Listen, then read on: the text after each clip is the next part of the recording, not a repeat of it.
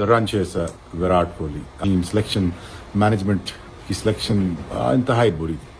I mean like brainless management and clueless.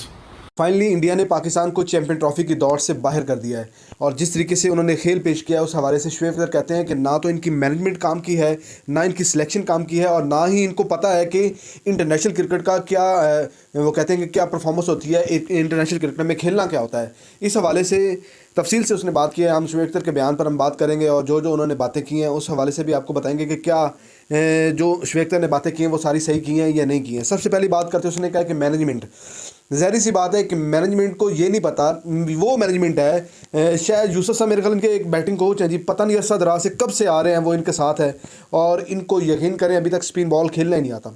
ठीक है, यूनुस खान के बाद, शाहिद अफरीदी के बाद, मिसबा के बाद इनको अभी तक तो पता ही नहीं है कि स्पिन बॉलिंग को हमने खेलना कैसे है और ये नहीं पता कि जो बंदा स्पिन बॉलिंग करवा रहा है वो टर्न कहाँ से कर रहा है, लेग कर रहा है, ऑफ ब्रेक कर रहा है या सीधा बॉल छोड़ रहा है, कैरम बॉल कर रहा है, क्या कर रहा है, इनको अभी तक ये नहीं पता.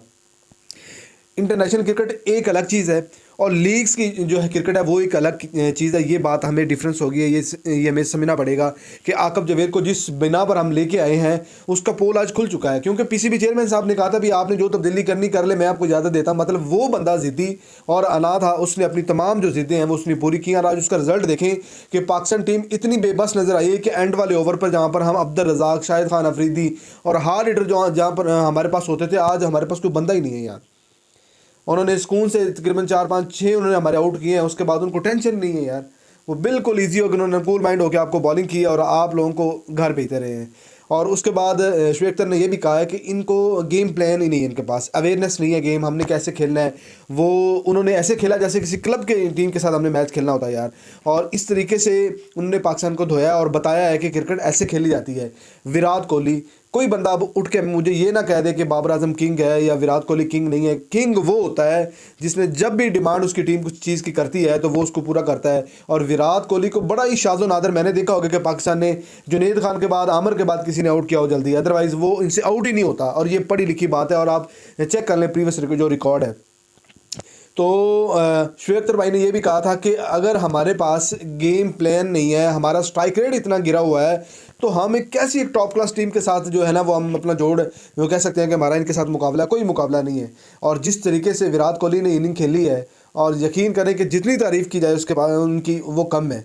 अब उन्होंने कहा कि हमारा बांग्लादेश के साथ मैच है और मुझे नहीं लगता कि हम बांग्लादेश से भी जीत सकते हैं.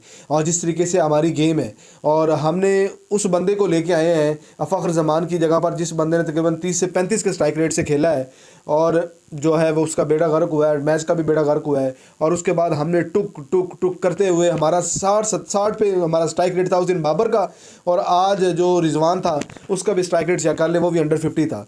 तो मेरे ख्याल में अगर हमने आज की मॉडर्न डे क्रिकेट में हम अंडर 50 हमारा स्ट्राइक रेट होगा तो हमने मुकाबला क्या करना उनसे. हमारा कोई मुकाबला नहीं है, ना हमारा किसी के साथ जोड़ है. हम तो चले जाएं उधर, आयरलैंड और जिम्बाब्वे की सीरीज़ हो रही है, चुप करके उधर चले जाएं, उधर ओमान शुमान और सारी टीमें उनके साथ मैच खेलें और वहाँ से जीतें, तो फिर जाके किसी काबिल हो तो इनको इस बड़े इवेंट के लिए लेके आए. इनको पता चले कि इतने बड़े इवेंट का मकसद क्या होता है और इतना बड़ा इवेंट होता क्या है, उसमें क्या चीज़ें आपने पूरी करनी है. आपके पास स्पिन डिपार्टमेंट में बॉलर नहीं है, आपके पास प्रॉपर ओपनर नहीं है और आप बाबर आजम साहब ने अपनी जगह किस बंदे के लिए छोड़ी हुई है. वो आप ये कह लें कि जो लास्ट में जिस बंदे को पता ही नहीं है कि मैंने बाल को कैसे खेलना है और 1 से 2 बालें खेलनी है चुप करके वो रस्से पे और आउट होके चलेंगे और पता ही नहीं है. और हमारे पास ओपनर नहीं है, स्पिनर नहीं है, फील्डिंग अच्छी नहीं है, इनसे पकड़ी नहीं जाती, थ्रो इनसे अच्छी नहीं फेंकी जाती. और ये चलिए इंटरनेशनल लेवल पे एक बड़े इवेंट को रिप्रेजेंट करने के लिए. और ये अच्छी बात हुई है कि ये टाइम से बाहर होंगे. इन्होंने बड़ा जो बहुत ज़रा जो पाकिस्तान फैंस हैं इनसे उम्मीदें लगाई हुई थी वो सारी अब ख़त्म होगी, वो अच्छी चीज़ है. इनको पता नहीं है कि हमने अपना स्ट्राइक रेट कैसे खेलना है, स्ट्राइक रेट कैसे रखना है मेंटेन. इसको ये नहीं पता हमने एवरेज के साथ रन्स कैसे बनाने हैं. इनके माइंड में इतनी गेम अवेयरनेस नहीं है कि हमने 300 करना है या 350 करना है. आज ये 350 भी कर लेते तो इंडिया आपको 350 भी मार देती. और ये आपके जो माइंड में था ना कि स्कोर कम था, तो आप 300 भी कर लेते ना तो फिर भी इंडिया ने आपसे आराम से जीत जाना था और कुछ भी नहीं. अभी तो बड़े मैच यानी कि ओवर पड़े हुए थे. तो ब्रेनलेस कप्तानी है, ब्रेनलेस मैनेजमेंट है.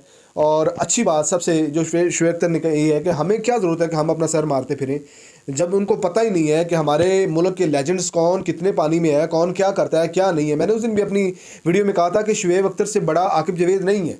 यूनुस खान से ये आकब जवेद बड़ा नहीं है, इंजमामुल हक से ये बड़ा नहीं, और आपने इतनी बड़ी जिम्मेदारी उसको दे दी है। सिर्फ और सिर्फ वो स्पिन डिपार्टमेंट बना के, विकेट बना के, जो आपने इंग्लैंड से सीरीज जीती है, उसके बाद आपने कह दिया कि भाई आप सारी टीम का भाग दौड़ ही आप संभालें जी। हमने क्या करना फॉरेन कोचेज़ को, गैरी कृष्ण को इतने महंगे महंगे हमने उनको उनकी जो है वो सैलरीज उनको देनी, तो आप ही सारा कुछ संभालें जी। हमने संभाल लिया जी आपको, और पूरी दुनिया आप पे क्रिटिसाइज़ कर रही है कि आपकी टीम ही नहीं है, आपकी टीम में वो पोटेंशियल ही नहीं है कि जो इतने बड़े इवेंट को खेलेगी और जीत कर आएगी। तो सबसे अच्छी बात ये है कि उम्मीद करते हैं, दुआ करिएगा कि ये बांग्लादेश से जीत जाएँ, इनकी कुछ थोड़ी बहुत इज्जत रह जाएगी। नहीं तो इनके 30 35 40 लाख रुपए इनकी सैलरियाँ हैं, इनके एड्स लग गए, 5 स्टार होटल में इनका रहना, प्रोटोकॉल, पता नहीं क्या कुछ इनको मिलता है, और बदले में यकीन करें इनको स्पिन डिपार्टमेंट में भी फेल है यार। सारे बंदा को मुखालिफ टीम सारे स्पिन खिला देना तो उनसे भी ये जीत नहीं सकते, इनका ये हाल है। और सारी टोटली मैनेजमेंट जो है उसको बदलना चाहिए।